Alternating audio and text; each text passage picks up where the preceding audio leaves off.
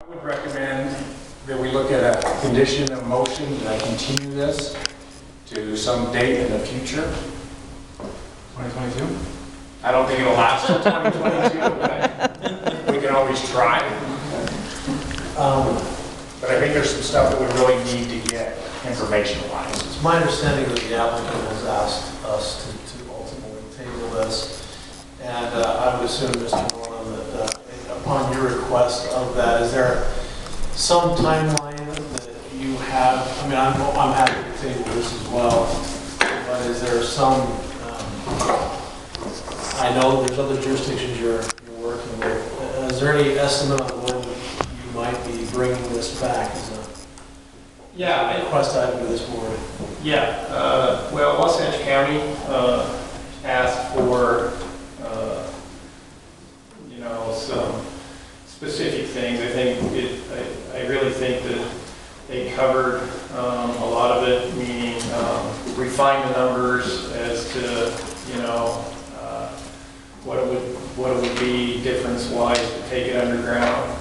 The direction they gave us was, an estimate of, within 20 or 30%. And if that works for you guys, that's what we'll bring back as well. They want us to look into, the easements. I'm telling you, here in Heber City, where we're talking to you guys, there is currently a transmission line. Other than that, little stretch from 40 to Muirfield Park, everywhere else in Heber City, there is a current transmission line, and we are replacing pole for pole for the most part. That 46 kV line's been in there for a long time, long before any houses were ever built there, I think Tracy said. So, we'll bring that back as well. And they set the date of February. I mean, we're good with that. If we don't have the information, we'll certainly let you know that we're waiting on a vendor or a contractor or somebody to get us more information. So, will you be meeting with the three cities, the mayors, during that time period? Well, the Heber Light Power Board is made up of Right, I understand. but we have new mayor-elects, and we'll have a board meeting in January, and Well, I'm assuming this will be on the agenda.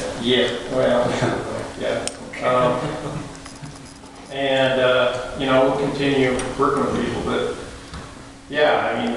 the power board is made up of 3 Heber city officials, the mayor and 2 council people, and then the Midway mayor and the Charleston mayor and a county council representative. So, and this project gets talked about every week, and it has been since about 2011. So we're not trying to hide anything or do anything like that. I mean, we've had input from all 3 cities that are being impacted by this. So, this is part of the process. Is these types of meetings now? We just barely got to this point. So, like I say, the two miles of line that have been hit with, the 1 mile we built and the mile we're building now, they had conditional uses, they had public periods. So this is just the way we do it. Realistically, that's only a month because of time, because we meet, obviously, on that Tuesday of the month it is, but in February, that would be pretty soon. Is that really realistic enough time to do all the things that you need to do? March is fine if that works for you guys. We'll be going back to the county in February. Okay. I can't imagine getting all that information done in a month's time. Who's going to do it first? Well, we don't need to know time, do we? I mean, just after. I wanted to go to the county first, and then if we'll get back to the county, the code's still the same, then it'll come back to us. Well, I would hope that Midway and Charleston, at that time we had Midway, Charleston, and Heber cities input into this. Right right now we're kind of, the way it is, but kind of have a consensus on where the best and whether it's cost efficient or whatever. All those things to be considered before we come back to it.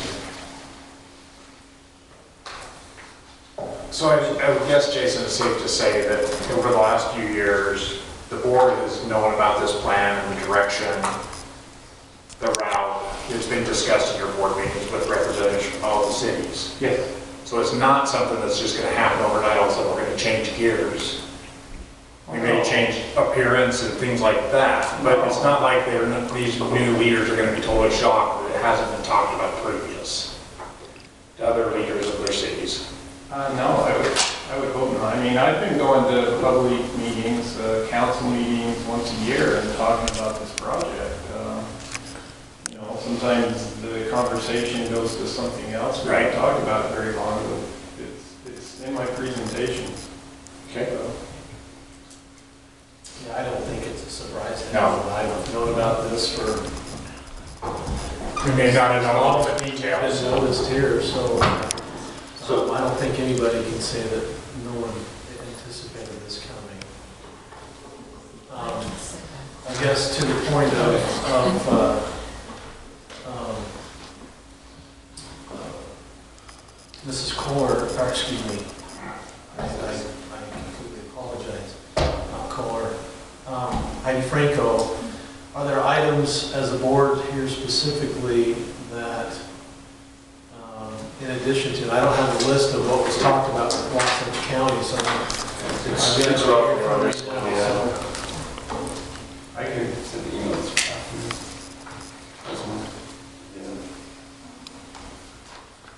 So in addition to possibly easements, which I realize and I know that the easements inside of the city boundaries are there, and whether they're by prescription or whether they're perfected, they're there. So there's nothing that we're going to do on that and change that line or that route specifically.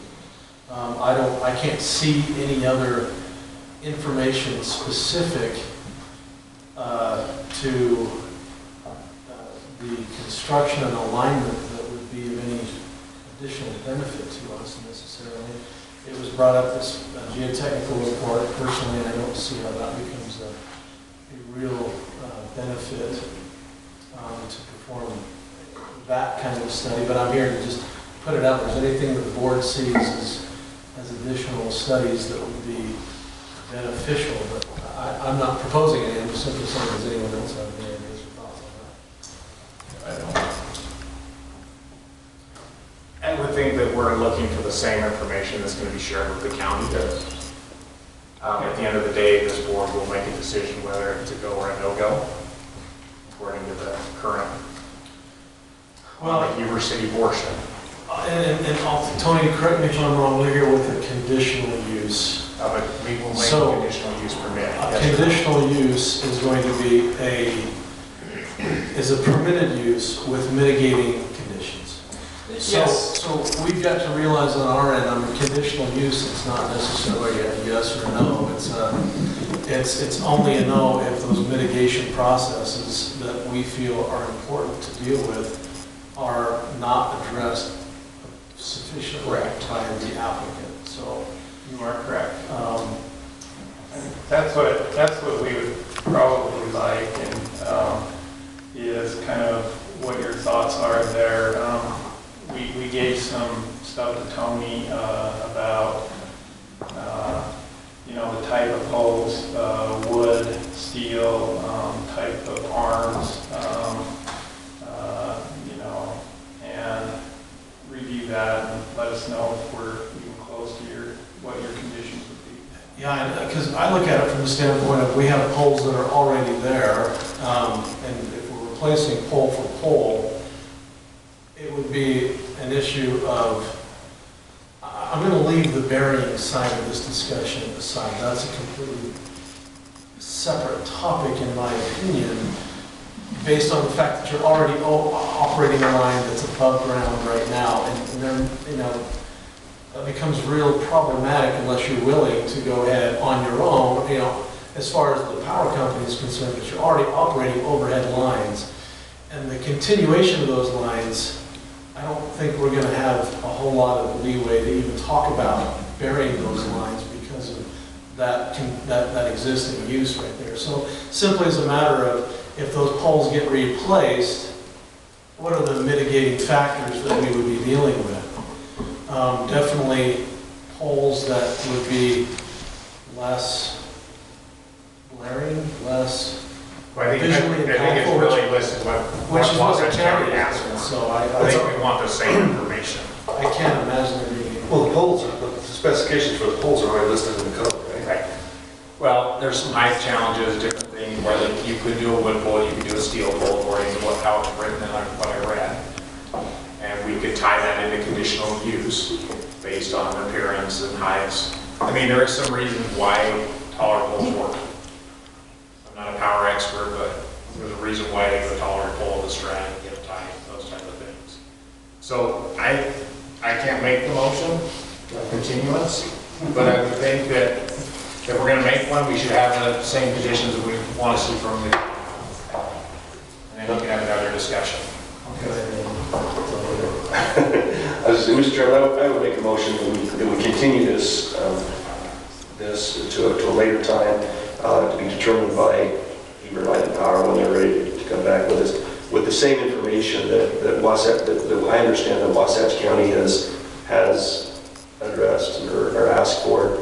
I've tried to find a concise thing of those, and the best one I find seems to come from this one that came from Volt, but looks like there were 6 items on there. Here you go.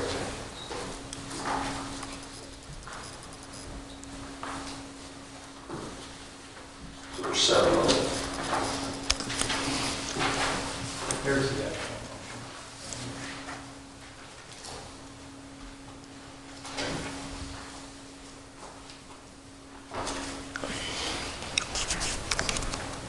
So,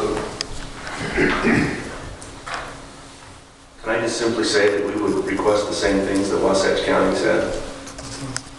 I would say that we would request the same things with Wasatch County from their minutes, and that we review this when those become available and run our ready to present it. So we have a motion, do we have a second? I'll say. Have a second? All in favor? Aye. Motion passes. We'll continue this until a later date. Thank you.